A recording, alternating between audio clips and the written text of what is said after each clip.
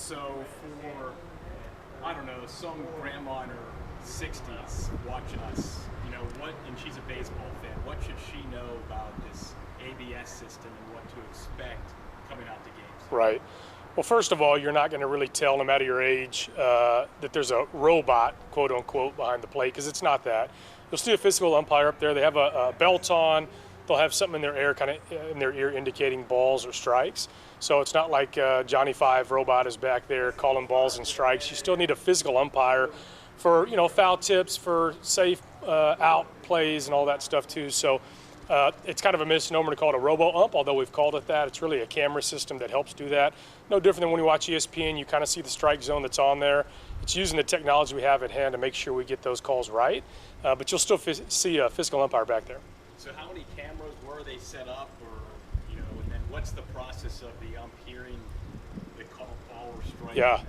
How does it all work? So there's actually 8 cameras. It's the Hawkeye system that's used and it's really multifaceted. They're all over the stadium, 4 of which are really used for the automatic ball strike zone. Others really do different things and metrics and stuff that the team might want to see. So it's really all over. Again, you'll have that waistband around. You'll have something in your ear that really calls ball and strike. It's really instantaneous. They ran this out in the independent leagues all the way up through A-ball last year. Obviously, to get it to AAA, obviously means that Major League Baseball feels we're getting close. This is big boy baseball, as close as you get to Major League Baseball, and feel really it's instantaneous. And so as a fan, you're not really going to know that there's an actual, again, robot calling that for them. It's really the camera system. And so the goal, I guess, is then it was implemented in those smaller leagues last year. Now it's up to this, right up to those big leagues. Is the goal then? Where do you see the timeline, or this is going to be throughout the rest of the season, right, in the Pacific League? Yeah, Pacific Coast League and Charlotte, the club in the IL, they've been doing it all season long. So we'll do it for the rest of the year. And again, Major League Baseball has a ton of back-end data and metrics on the positive and negatives of everything that they're kind of running out right now. And so I think they want to see it at the highest level prior to the big leagues. They want to see how this does, the impact it makes, gather a lot of feedback from coaches, from players, from fans as well, because that's just an important piece of this business as well. So again, I think they're going to do a lot of back-end metrics and data to see all the positives and negatives, and hope that maybe one day it ends up in the big leagues. What else should people know, or your thoughts on this? I mean, this is a pretty big change for Sure. the sport that doesn't really love change, I feel like. Right. Or at least the purists don't love the change. It wants to stay the same. And I think maybe it's long overdue to start to implement this. Yeah, I mean, I think you want to get the call right. Other sports have done things to get calls right, and so baseball, obviously I know a baseball purists kind of like the human element to the game, and I think that's still going to be there in a lot of ways in baseball. But to take just the strike zone, I think pitchers are in favor of it, right?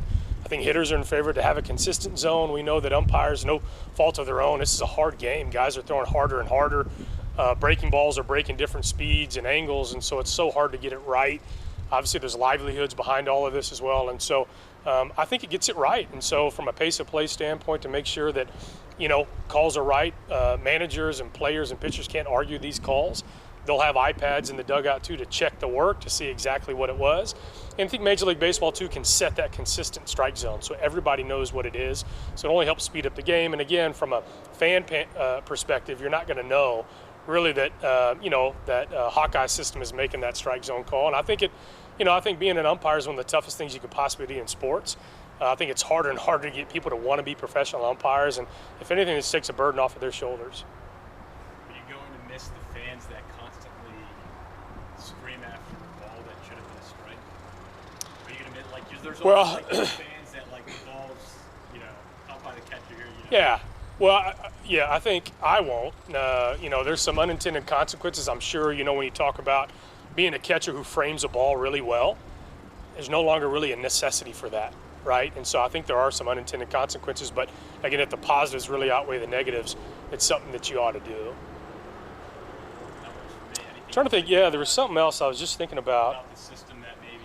Yeah. I mean, I told you, I was like, I want to come out here because, this is... Well, I'm glad you're covering this too, because again, I think this is something that we knew we were going to implement, and now that we've come upon it, it's going, hey, this is something that I think is really intriguing. Fans hearing that, again, there's the misnomer of the robo umpire, but at the end of the day, I think, those umpires, the human element, you get deep into games, and sometimes that zone changes, gets a little tighter, maybe gets a little wider.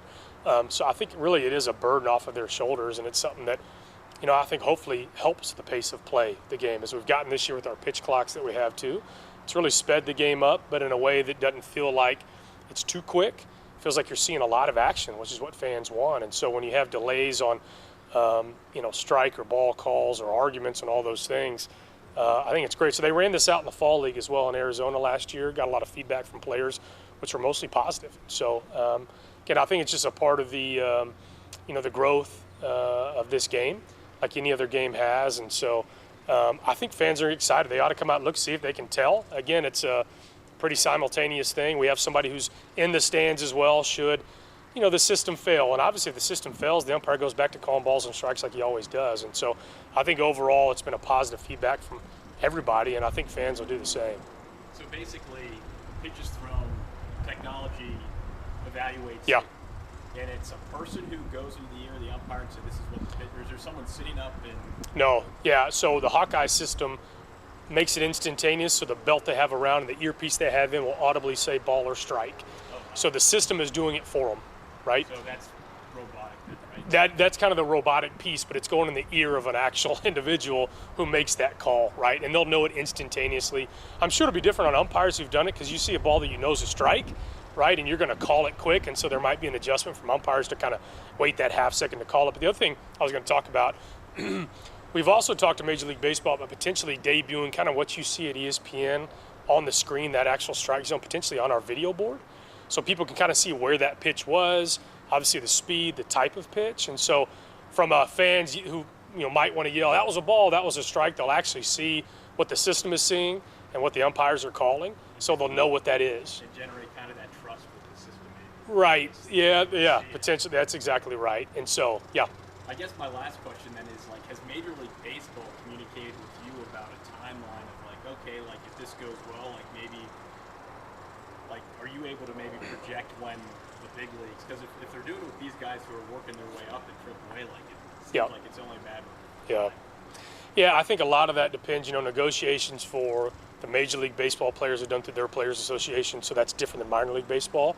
So I think a lot of the stuff that Major League Baseball is testing out at the minors are always, they want to build as much data in a case for it, if it's a good thing, to present to the Players Association going, hey, this is why it's a benefit to you. And so that case will have to be made. Timeline on that, I'm not so sure. But again, they've always played at a kind of a different set of rules than minor league baseball has. So again, I think they want to gain a lot of good information, make the case for it, and then have the players implement it. Very similar to the extra inning rule, right? Starting with that ghost runner at second in the 10th inning. Major League Baseball does that now. So I think they just have to be able to make a positive case for the Players Association.